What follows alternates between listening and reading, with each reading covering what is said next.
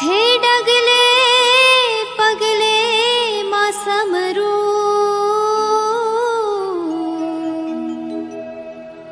માડી જપું તારા જાપ હેવી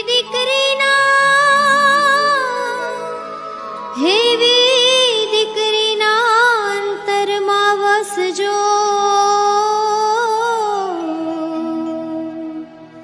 માડી મોરા ગઢની માં।